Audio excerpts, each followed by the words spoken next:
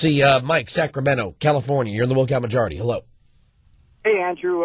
If he's gauging my response, I say right on, and that we should have more gun control. Well, make it constitutional. Okay. Hey, I wanted to also your listeners. That went right over your head, didn't it? What's that? That went right over your head. I understand the language. Okay. I was going to ask your listeners that if the assault weapons are banned, to please, having, a military background and seeing what a well-armed fighting force can do. When the FBI or the ATF or the SWAT team come for you, please surrender your weapons peacefully, because you're never going to see the face of the man that puts a bullet in your head. All right, so you're assuming that a warrant will be sworn out by oath or affirmation describing the things to be seized, right? Pardon me? Did I stutter? Did I stutter? No, because the only people whose phones don't work on this program when I'm saying something are progressive opposition callers. Yeah, I have the new progressive phone. Okay, so let me say it very slowly. Are you assuming that a warrant will be sworn out by oath or affirmation describing the things to be seized? What I'm assuming is that I don't want to see. Okay, so an unconstitutional law will be passed and unconstitutionally enforced without even the warrant.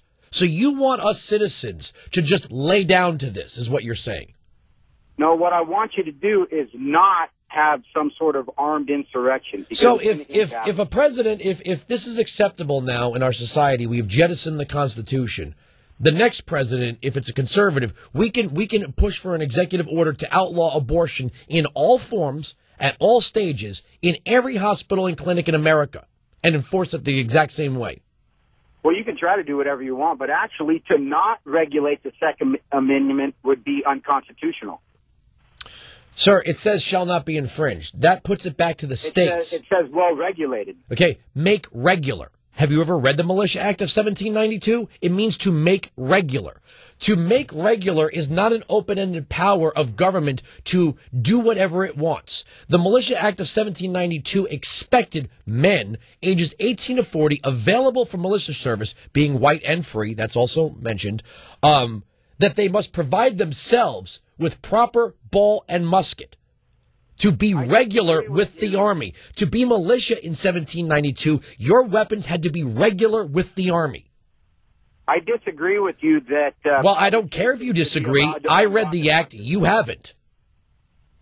I just don't believe that private citizens should be allowed to own rockets. Well, that's fine, but you have to amend the Constitution to change that. Or we can go to this... Okay. What about a Black Hawk helicopter? Again, can I own one of those? Well, if your state were to allow it, if you have a 10th... Really? Yeah. Okay. See, here's the thing about the 10th Amendment. Mike, slow down. First of all, do you think... Okay, hold on. Okay, Mike, I'm going to have to hang up on you if we're going to do this. We're not doing the wall of sound here. Under the view of the 10th Amendment, which is the law of the land, do you think Jerry Brown would legalize?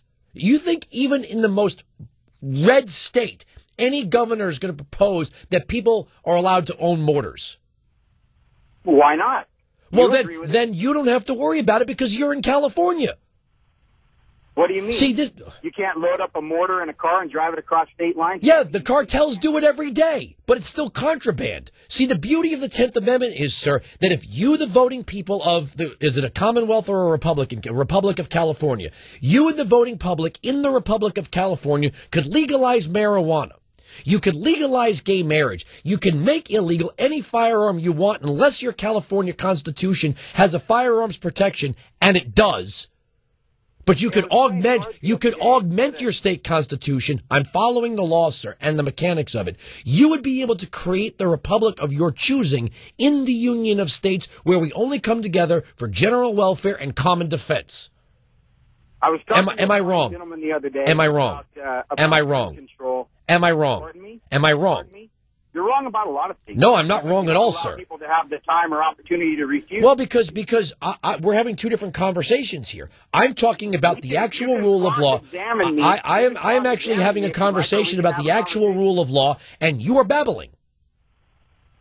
I don't think that private citizens should be allowed to own weapons on par with our military. Well, that's too bad. Until you amend the Constitution, sir, until you amend the Constitution and the state constitution of the Republic of California, it's too bad. I'll tell you why. No, it doesn't. If you'll let me finish, I'll tell you why. Okay, go ahead. Why weren't private citizens allowed to own cannons?